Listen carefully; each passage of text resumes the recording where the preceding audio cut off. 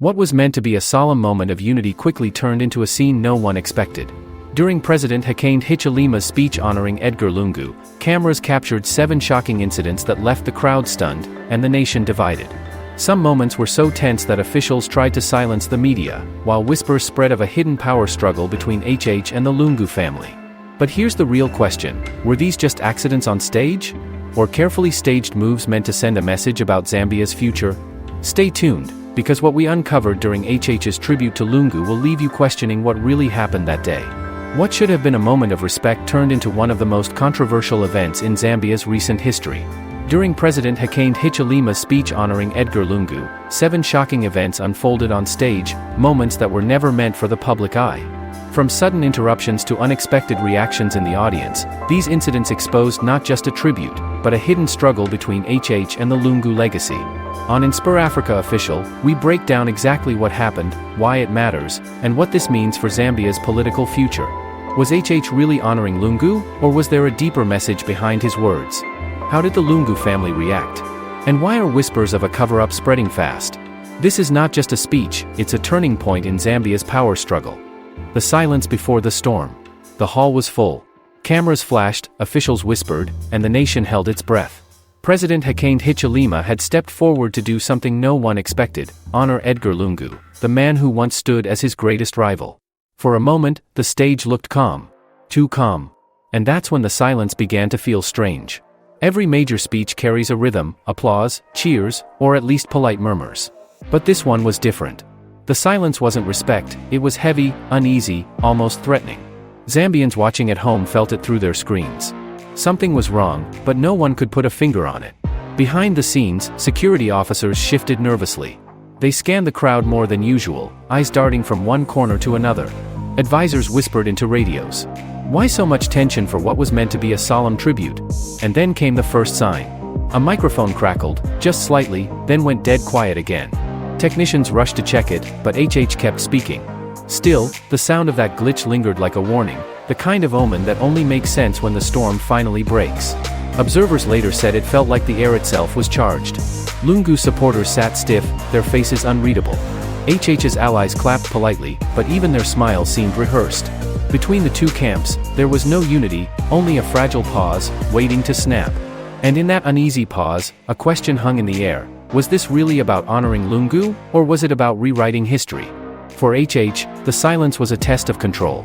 For Lungu's loyalists, it was a chance to show defiance without saying a word.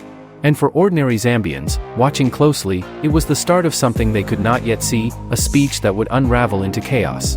Because what followed wasn't just a tribute. It was a chain of disasters, each more shocking than the last.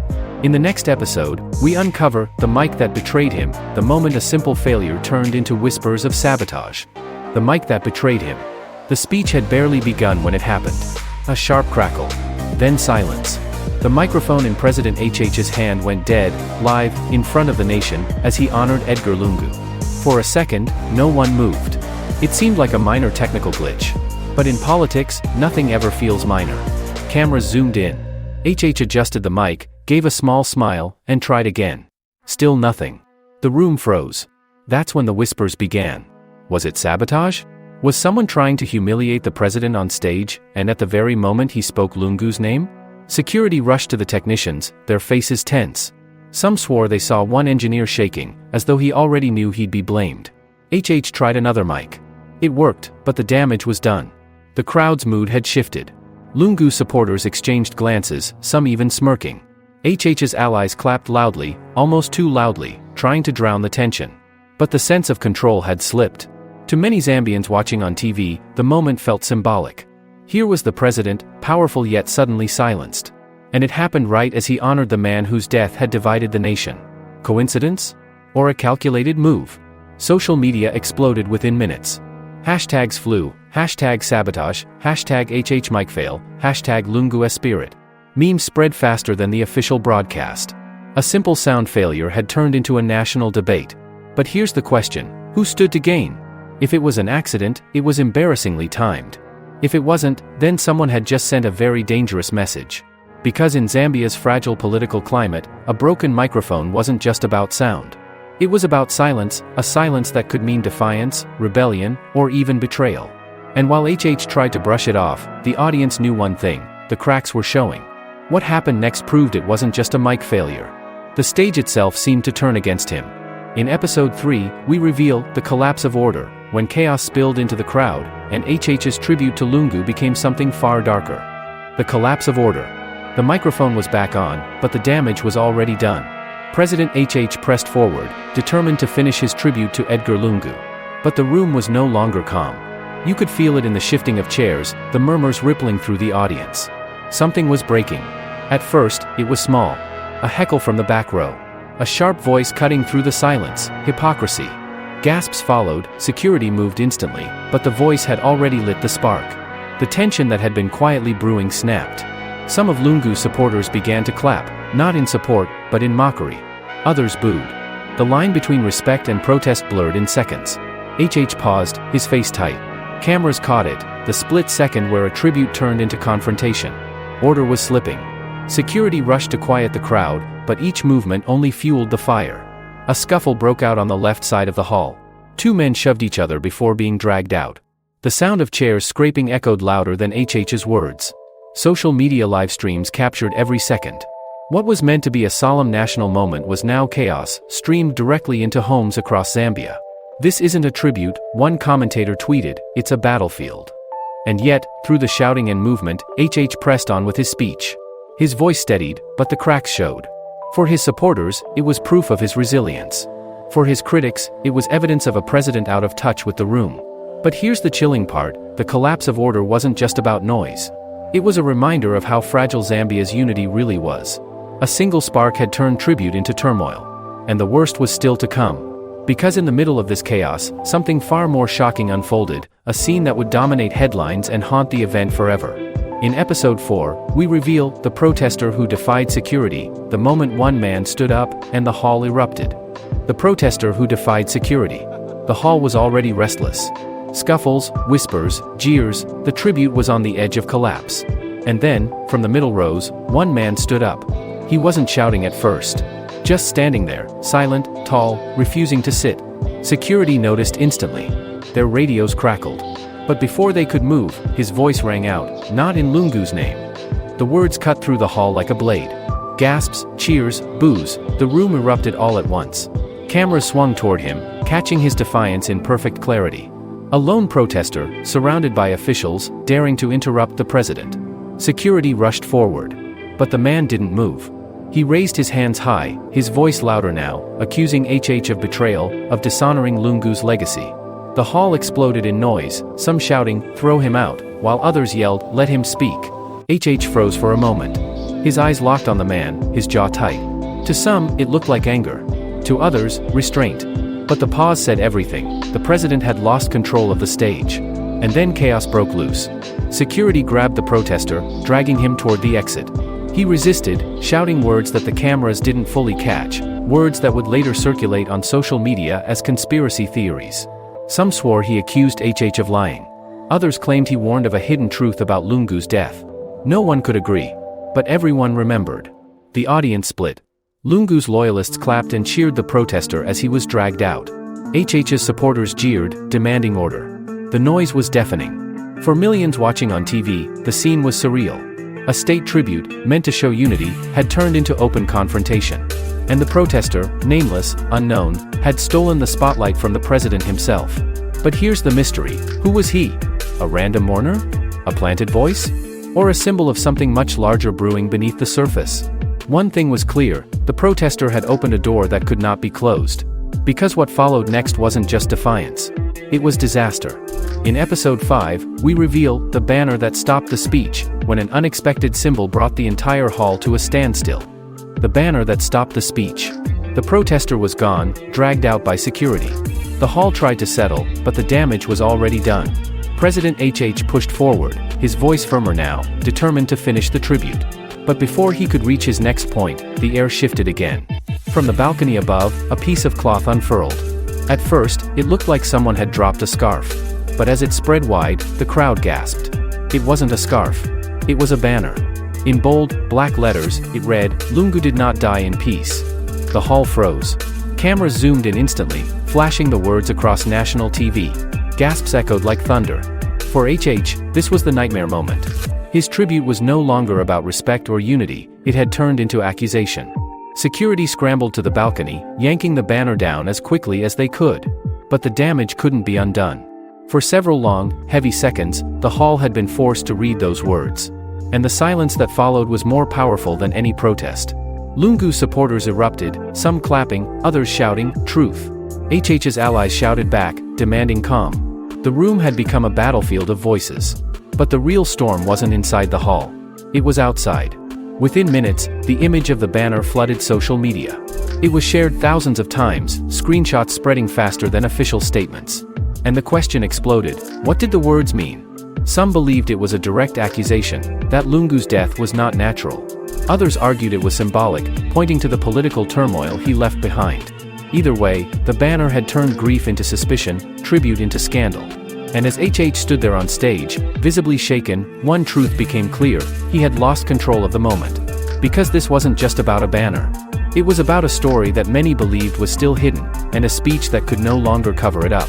In episode 6, we reveal the walkout, when a section of the hall stood, turned their backs on HH, and left him speaking to empty chairs. The walkout. The banner was gone, but its shadow lingered. The hall had been shaken, the president's speech cut open by words no one could ignore. HH tried to recover, his voice steady but his eyes betraying the weight of the moment. Yet before he could rebuild control, something even more dramatic unfolded. It started quietly. A shuffle of feet. A row of men and women, dressed in black, stood up in perfect unison. At first, the audience thought they were repositioning. But then they turned their backs on the president. Gasps shot through the hall. Cameras swung instantly.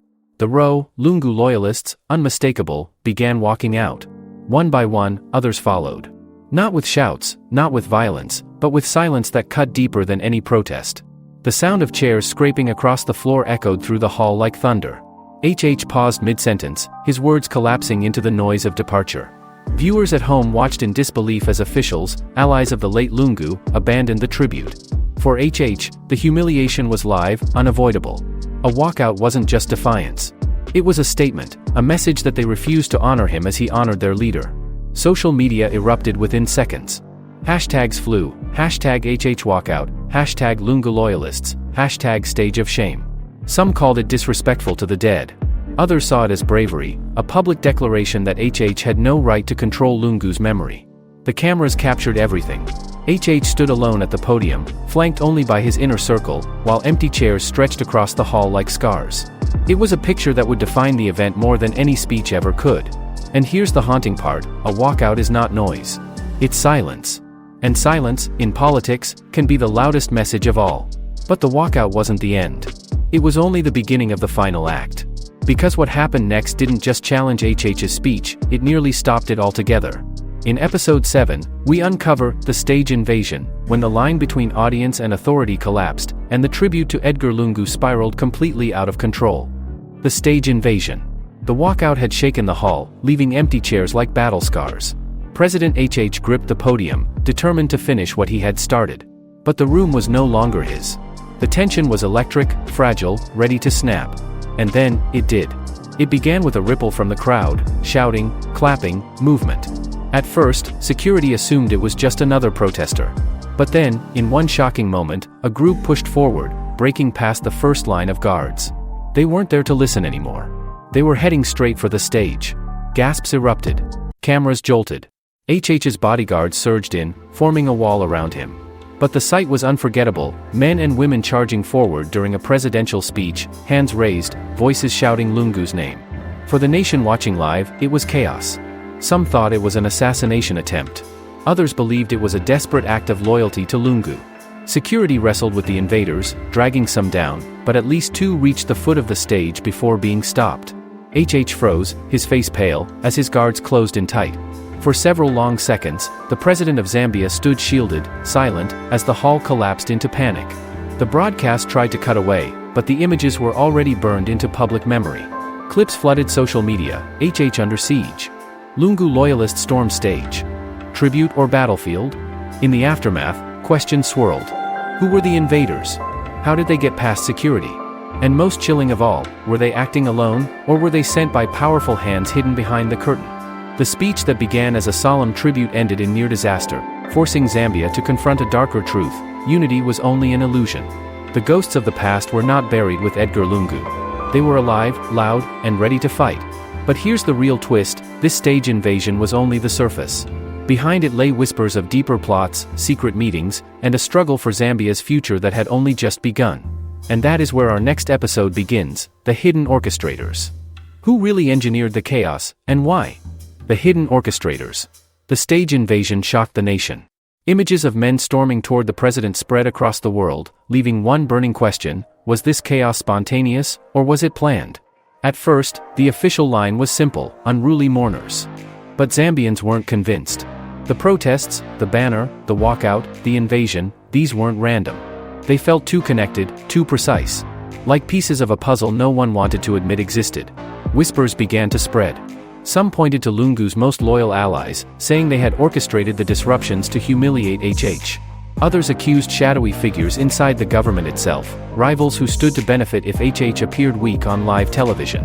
And then came the most chilling theory: that it wasn't about HH at all. It was about Lungu. His death, already clouded in mystery, had left unanswered questions. Questions that a banner, a protester, and a sudden collapse of order had all forced back into the open. Was his death as simple as the story told to the public? Or had the truth been buried with him? Investigators quietly began digging into the event. Security footage. Seating arrangements. Who sat where? Who moved first? Slowly, patterns emerged. Some of the loudest protesters had links to organizations long accused of fueling unrest. Others were spotted meeting known political operatives just days before the speech. Coincidence? Or coordination? Social media only deepened the storm. Hashtags like #WhoPlannedIt and #OrchestratedChaos trended for days. Each clip was dissected frame by frame, fueling theories that the speech was never meant to succeed. And here lies the real danger: if the chaos was planned, then Zambia isn't just mourning Lungu. It's standing at the edge of something far more volatile: a battle for memory, for power, and for truth. Because the orchestrators of this disaster are still out there. Hidden. Watching. Waiting. And until they are unmasked, every stage, every speech, every moment of silence could ignite into fire. This was never just about a tribute. It was about the fight for Zambia's future. And in our next deep dive, we ask the question everyone fears: did Lungu really die the way we were told?